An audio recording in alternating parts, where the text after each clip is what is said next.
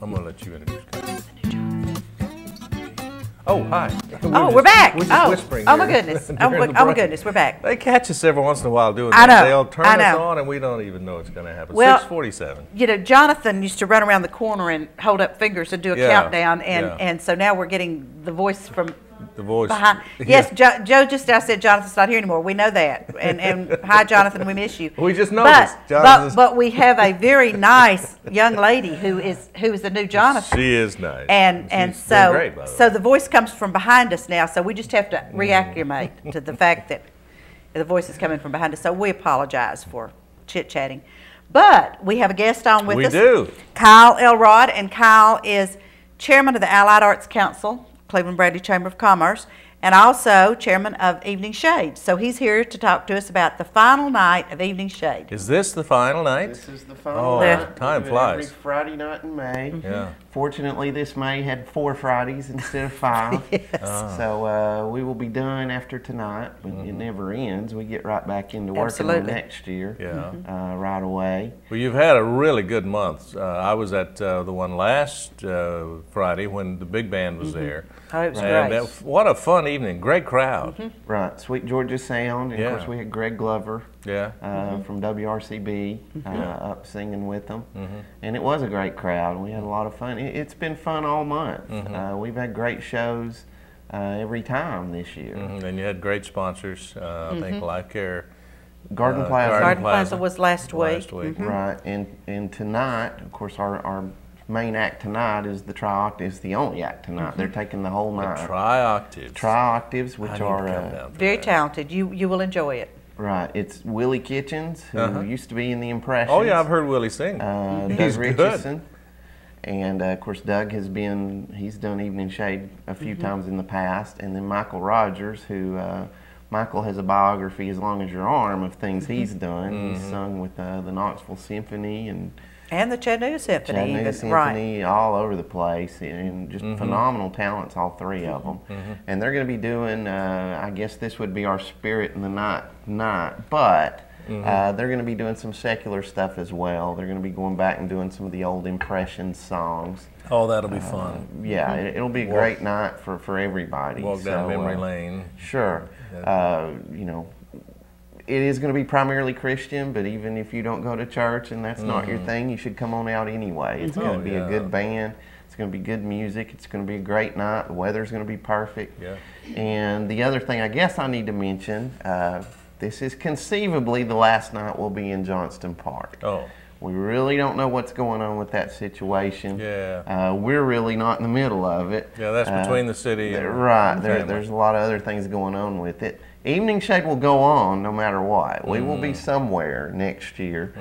Hopefully it'll be Johnston Park, but it could be somewhere else. So this may be your last opportunity after 17 years to come out to Johnston Park. Yeah. So the weather's good. The price is great. Oh, the price is wonderful. Free. Price, yeah. Absolutely free. It's just you need to get out there tonight. Starts at 6:30. Starts at 6:30. And this is all made possible because we have some people who step up to the plate and say, we want to do this for our community. Wonderful sponsors. Also, Tennessee Arts Commission funds us with a grant, or partially funds us with a grant. And like I say, it's sponsored by the Allied Arts Council of the Cleveland Bradley Chamber of Commerce. And I wanted to give just a little brief history here. When we started 17 years ago, was that what you said? This is the 17th year of Evening Shade. We named it Evening Shade. There was 2 reasons for that. At one time, there was a TV show on starring Burt Reynolds that was called Evening Shade. Yeah, I remember that. And there was a little guy that pulled his wagon around town in that called Nub. And so when we first started Evening Shade, there was 2 reasons. We named it Evening Shade because we just kind of liked that name from the TV show.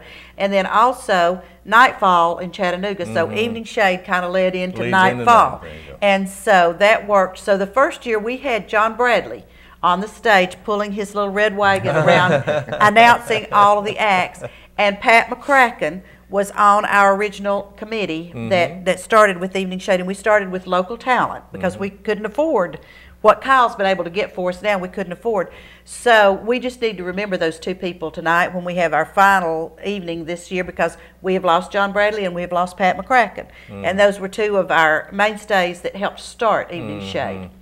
Well, it's a great event, and I was down last Friday night with a friend. I saw several people that I know. There's such a sense of community when you go. Probably you're like, saw 100 oh, people at least that you knew. Yeah, Yes. yeah, it's just amazing. And you sit there and visit before the music starts, Right. and after the music ends, and people hang around, and it's just a wonderful, wonderful venue. And you really do sit under the shade. Yes, you do.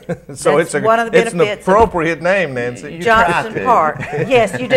There are a lot of trees. And sometimes the sun will, as it's setting, will come right in your eyes between those Yeah, tree limbs. But it is a wonderful setting. But it doesn't last And long. That happened to me, but it doesn't last long. Lawn chair or quilt, something to sit Yeah, on. Bring your picnic Sure. if Yeah, you a want lot of to. people did that, I noticed. We did. We brought our picnic. Yeah, I had some friends. Karen and Bruce McDonald was sitting right. They set their chair up right behind me, and I turned to Bruce and I said, "Where's Karen?" And he said, "She's bringing the picnic, and pretty soon she comes across the park and she's carrying the food." And then Kyle will have his Kona Ice there. Yeah, Kona Ice will be there, and a portion of the proceeds from Yeah. that go to Allied Arts to help us support this. But our main sponsor tonight is Don Ledford Automotive. Our local sponsors, we couldn't do it without the local sponsors. And especially with what our community has been through this year, we especially appreciate them stepping up and helping to support this. It's you know, this has taxed our resources with what all's going on. So please support our sponsors. Please support Evening Shade. Don Ledford Automotive has always been a strong citizen of our community, and they've been a supporter of us from time to time over the years. And we're very appreciative that they're going to be sponsoring the final night tonight. Right. Yes, they always have been a sponsor of Cherry's Jubilee. So they're, you know, usually Allied Arts asks them for some help, and they always give it. So. And a lot of people, like I did last Friday night, I didn't want to drive home because it's up at exit 33. So I just hung around town and ate downtown. And a lot of people I noticed do that. Absolutely, and the we encourage restaurants- them to do that. Restaurants stay open. And I went into the spot because I love their chili.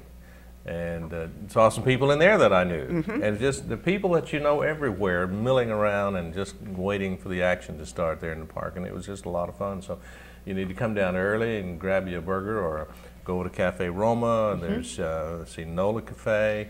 What else? Mexi Wings. Mexi Wings is there. Of course, you can go down to the Catch, which is Right. just, what, Catch 2 is block just, away? Yes, 2 blocks down. Yeah. And so there's all kinds of neat places to eat downtown now in the evening. And then go to enjoy some free music. It's just great. And these are going to be great talents tonight. Absolutely. We've had a great lineup this year. And, you know, there's a reason these guys are on the last night. So come down and see them. It's going to be a big, big night. That starts at 6:30. 6:30. Now, I know you're probably already thinking ahead next year. You have any, can you give us any projections? Can you look in your crystal ball, Kyle? I have a crystal ball, but I keep it covered up. Good call. I'll let you know what's in the crystal ball about next March. Yeah, he doesn't even let us know. Yeah. He keeps these things really close to his chest, and Yeah. then he'll say, "By the way, you know, here's know, what we have." Booking talent is an art form. I've got some friends who do that in Chattanooga for, well, both for Nightfall and for the Riverbend Festival. And wow, it gets complicated sometimes. It doesn't can, as a nonprofit, which we Yeah. are, it's a little bit different as far as your negotiating stance. Pretty much what I do is I call and I say, we have this much money. Can you come? Can you come? And they Right. say yes or no. And several artists have been very generous in doing that, because Yeah. we have gotten reduced rates on lots of acts that we've brought in. In fact, almost everyone we bring in does it for a little less than what they normally would. Yeah. And we're very appreciative of that as well. But you know, the festival has a little bit of a reputation now, and we do have people calling us. Good. I have agents now that will Calling call you. me and say, well, we've got these people, would you be interested? Of course, we've Fantastic. always had people submitting CDs and such, trying to get into it. Well, But you're starting to get some of those well-known people. The guy that sang with not the big band. Peter Rivera. Yeah, Peter Rivera with Rare Earth. We had Rivera. him. Well, the whole idea over the last 2 or 3 years has been to try to make the community more aware of Evening Shade. That was the thing we talked about for years and years. We would go to Evening Shade. People would come up to Nancy. They'd come up to me. This is a great thing. You should do this every Friday night, or you should do this every May. You know, you ought to do this every year. Well, we've been doing it every year for 14, 12 15 or years, whatever, it was then. And so that was part of the reason of bringing in a Peter Rivera, Leon Redbone. We had a couple years ago. Goose Creek Symphony. Goose Creek, yes. We had Henry Gross. We brought him in. Jay and the Techniques. We've had several people that have had national hits that are still viable artists. You know, we're very careful. You do have to be careful when these guys have been around a while. Sometimes you don't get what you think you're going to get. So you have to be very careful that their skills are still at a prime level, and we've been able to do that. Of course, Leon, he's still got it, I understand. Oh yeah, that was a great night. Yeah, and we packed the park for that one. And Goose Creek, we were packed the park. I mean, really overflowed the park for that. People were calling from Atlanta, Georgia, saying, how much are the tickets and where do we buy tickets? And you know, and we're saying it's free. No, we're talking about it's free. I mean, we had people, they didn't understand that it's free. And most of those national acts that we've brought in have brought a following, maybe not to the degree that Goose Creek did, but we had people, they have a following. We had people from Florida up for Pete Rivera. We had people from all over. When we had Henry Gross, he had people following him. So, you know, we're building a little bit of a regional name, and hopefully we'll just continue to do that. Oh, it sounds great. It's an exciting venue, and it makes you glad when May rolls around. And it's a good way to kick off the summer. Makes us glad when May is over. That's right, it does. And we really celebrate the 4 Friday night Mays instead of the 5 Friday night Mays. Exactly. Well, it's going to be a fun evening tonight. You need to get out there because I've heard these guys sing, and they still got it. Yeah, they're spectacular. They are wonderful. Doug is a personal friend of mine. He's just kind of like a brother, and because he was, when I was the interim choir director in Sweetwater, he sang in my choir. I've always said he was my claim to fame in the Holston Conference. And Willie, I've heard, and Michael Rogers sang at the church where I was choir director for a while, a couple of times, and just very, very talented. And then you put them all 3 together. And there's a whole lot of talent. It's going to be fun. It's going to be fun. It will be. And a great band too. They bring their own band. Oh, they do? Yes, they do. I don't know if they use tracks or bands. No, they have live musicians. Great. And that's at 6:30 tonight. It will be. Johnston Park, right downtown, between Broad and Ocoee streets and Inman. Is that right? Did I get that right? That's right. Inman, Broad, Ocoee, and whatever they call that road behind whatever it. that little road is. You can't miss it. There'll be a crowd there, so come on down. Right. And there's usually not a problem with parking. You can find parking around the square or within a block or 2. Right. So it's usually not a problem. So come on down. It's going to be fun. I hope you'll be there. And we'll see you there. Thank you, Kyle. Thank you. Appreciate it. Kyle's been on every Friday for the month of May. That's right. Promo and Evening Shade. We appreciate that. Now we know what our show's going to be like a year from now. That's exactly right. Kyle's going to be Kyle will be here promoing Evening Shade. It's 7 o'clock. And we appreciate Kyle coming in and telling us about Evening Shade. We'll see you there tonight. 7 o'clock, 62 degrees. Back in a moment with some headline news. And we're going to learn a little bit of history when we come back.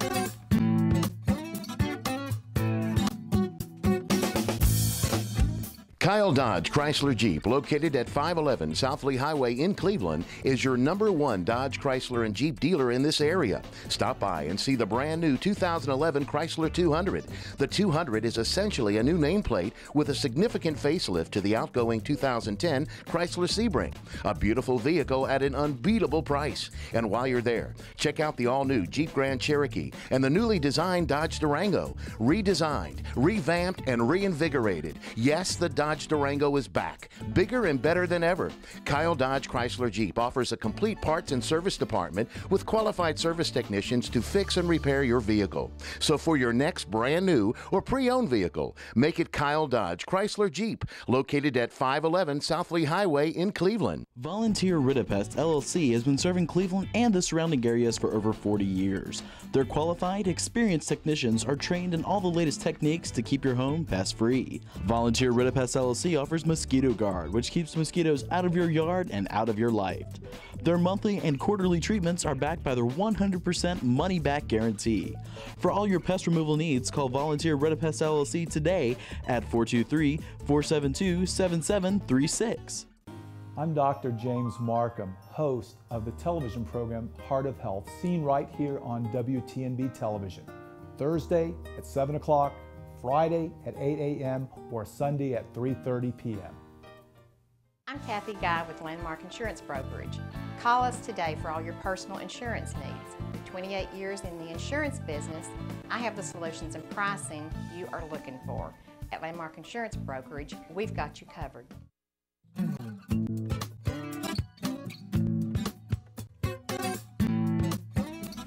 Come back on the One Shot of Dan. Well, good morning, and I don't know if you heard that or not, but they're supposed to be on a one shot with me. But Oh, it's Friday. and it's live TV. What are you going to say? I mean, I'm just so glad that it's Friday. It is Friday, but we're having fun, and Susan Lackey is here from First United Methodist No, Church. whoa. Broad Street. Holy Broad smoke. Street. Yes, United Broad Street, Methodist. United Methodist. Now, it's not that we like First. Very fond of Yeah, we're Very very fond fond of of. but- Yeah, oh yeah. But we don't know anything about them. Every now and then I make a faux pas, and I just did. But, And it's Friday. You want to and make it's sure Friday. we're awake. Yeah, that is, but Broad Street, that. Broad Street, United Methodist Church. We're going to talk to Susan in just a moment, but I really am supposed to be on this other camera, and they're supposed to come out on camera. Well, there I am. Yeah. I'm supposed to be on this camera, and because I have to tell you what's going on locally in the headline news. The FEMA Disaster Recovery Center at 10 Church Street in downtown Cleveland continues to process applications for assistance submitted by victims of the April tornadoes. The center is currently processing about 25 applications a day. If you have not registered yet, you can do so online at disasterassistance.org, or there's an 800 number you can call. If you Google it, you'll find that number. But you need to register. You never know. The second disaster recovery center at Cleveland State Community College will be closed this morning while the college does some routine electrical maintenance. The center is expected to open hopefully by noon today.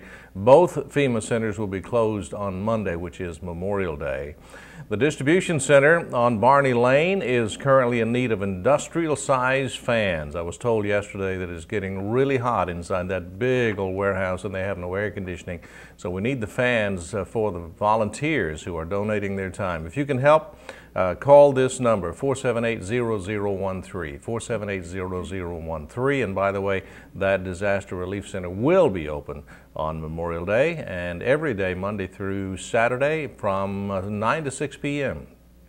Catholic Charities will be at the distribution center today from 10 a.m. until 12:30 p.m. offering utility assistance and Walmart gift cards for disaster victims, and you must have some identification, of course. For those needing assistance, they will pledge $50 to help you pay for your bill, but they cannot cover fees associated with late payments. And the Bradley Baptist Association still taking work orders to help property owners with minor cleanup and recovery of trees and limbs and all kinds of brush.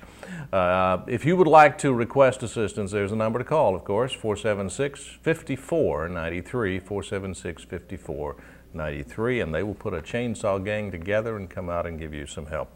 I want to mention again, the last night's concert at the Con Center was just outstanding, especially in light of the fact that they raised $39,053 for the storm victims and the relief effort, and all of that money stays right here in Bradley County. It was jointly sponsored by Lee University and Life Care Centers of America. And the Sister Act from Life Care did a phenomenal job. Charmaine Varlack flew in and fronted the choir as a solo act, and followed by the voices of Lee and Danny Murray, and they always do a phenomenal job. And then Mark Lowry donating his time, coming in for this benefit, and wow, what a funny man. And it was a family show. It was all a family show, and it's certainly worth the price of the ticket. Only $10. But between the $10 and the ad sales and the program, and they passed the plate during the middle of the concert and got $10,000 just from passing the plate. But all total, over $39,000, and we appreciate your generosity in helping with that. That's your headline news. Let's check out the weather forecast and see what's happening. Today, partly cloudy, a high of 82. Tomorrow, partly cloudy, a high of 81. Sunday, partly cloudy, a high of 82. It's kind of getting redundant there, Nancy. It is. But that's boating weather, as you said a while ago. And it's better than that 90 we had It certainly last week. is. Ugh. Right now, it's a very pleasant 62 degrees, and I'm hoping it's going to be a decent day today. It looks like it's going to be. 7:07, and they're going to come back to us. See, I told you they were. I can always tell these things. That's very good. It's like magic. They're going to come back to us, and we're going to talk to Susan. Susan Blackie, Broad Street United Methodist Church. Broad Street. I apologize for that faux pas. That's not a problem. No, it's not. No, it's not. It's kind of a funny little thing, though, that I'll share off camera about the two Methodist churches. Those two Methodist churches later. Well, let's pick up, of course, last week we talked about the history, but let's pick up where we left off, Susan. Okay. Last week we talked about the fact that Broad Street United Methodist Church is celebrating its 175th anniversary this year. Phenomenal. And that coincidentally, it's the same anniversary year that Bradley County separates. Bradley County came into being at the same time we officially organized as Methodists in this area. And I think you told us that the government and the church actually shared some buildings along the way. Well, yes, that's true. When we first organized as a church, we did not have a church building, but there was a new log building on what is even today the Courthouse Square. And the courts met there, and several religious groups met in that building, as did the Methodists. What about that? So it was a wonderful sharing of the facility. And so today you've got some new stuff to tell us about. I do. We talked last week about the fact that the first minister for the group that organized, the first group of Methodists that organized in Bradley County, was a circuit rider named Madison Hawk, and we claim him as our first minister.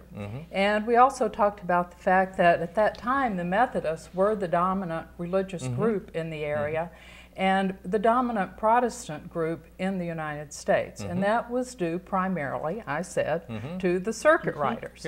We went on to talk about the history of Broad Street, but you asked me to come back and talk a little bit more about circuit riders. And the circuit riders are a wonderful story. They're an important part of the pioneer life in America. We give John and Charles Wesley credit for founding the Methodist Church. John Wesley came to what were the American colonies prior to the Revolutionary War. He spent a little bit of time here. He was primarily interested in converting Native Americans to Methodism. He went back to England, and he sent Thomas Coke to America in 1784. This was just after the Revolutionary War. And Thomas Coke was charged with the responsibility of developing and spreading Methodism in America. Thomas Coke appointed Francis Asbury, and we usually speak of Francis Asbury as the first bishop of Methodism in America. Francis Asbury knew that in England, because he had lived there, they used a method of, they had ministers who traveled by horseback to 2 or 3 different churches. So it was something like, it was a small circuit. But England was developed. It wasn't primitive backwoods kind of territory. So it wasn't the same kind of situation that we had in America, but nonetheless, he thought the circuit rider concept would work. They didn't even call them circuit riders, they called them traveling ministers. So they began to, he and Thomas Coke divided up the country, and they began to appoint circuit riders.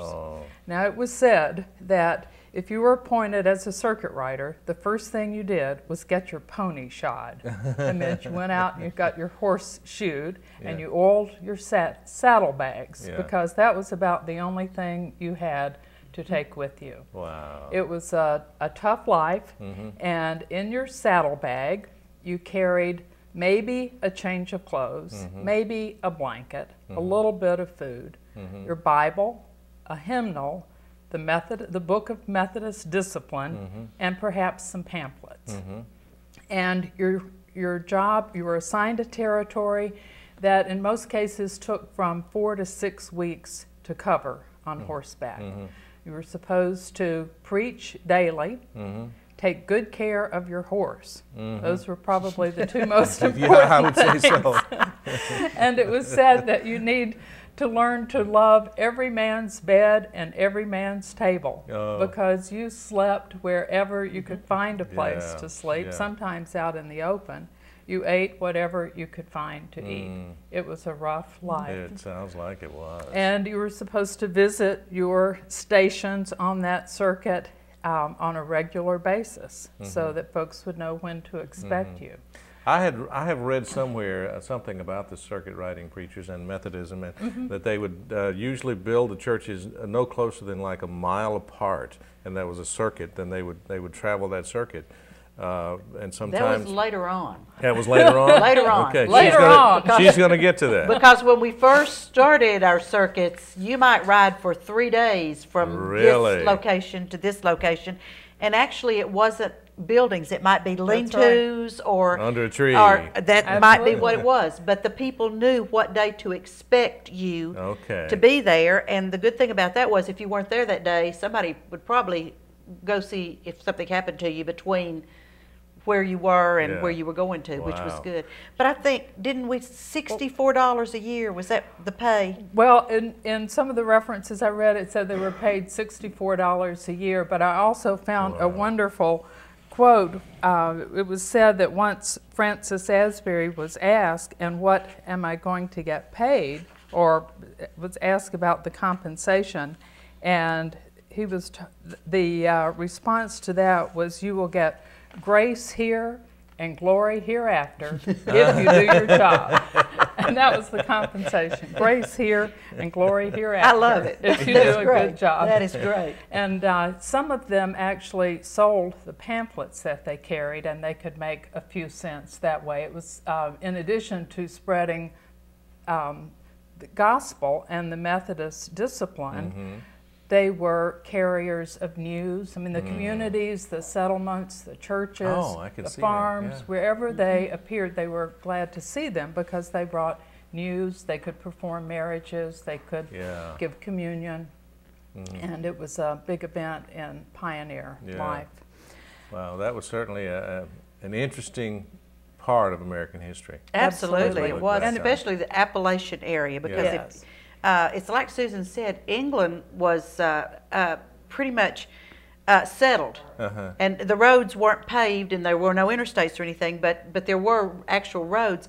These folks rode through wilderness. I mean, through the mountains, some of them blazing their own trails from a certain place to a certain place. And if there were rivers, there may not be bridges, so their horses had to swim the river, or they had to ford the rivers. So the American heritage of missionary work and sending out missionaries actually started right here in our own country with the circuit riders and I people think you like could that. say that, absolutely. Wow, what a heritage. And it was that very is. successful for the spread of Methodism, because instead of waiting for a church to be formed and then sending a minister or having the church call a minister, the circuit riders were out there looking for people. And they might preach to just a family. They might preach, one day to just a family.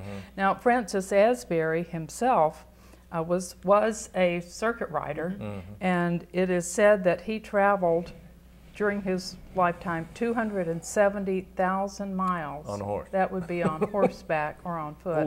And preached 16,000 sermons. Wow. And that's across the mountains. I mean, we're not talking about the open plains. We're talking about the Appalachian Mountains and from Virginia coming on down into Georgia. Those circuit riders followed the pioneers as they moved west.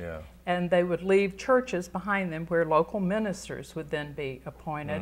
The circuit riders, the concept of circuit riders went on west and even into Texas. One of the most well-known circuit riders was a man named Peter Cartwright.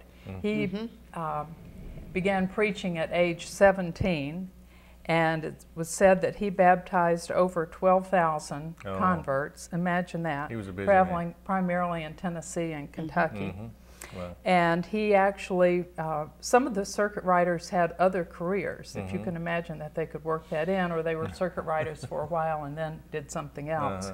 He actually ran against Abraham Lincoln for yeah. U.S. Congress in Illinois. Wow. But Abraham Lincoln won that Yeah. election. Wow. Peter Cartwright lived to be 87 years old, and he wrote 2 autobiographies, and his stories about the life of a circuit rider are important. His, Yeah, great. source of Be history great and reading. information.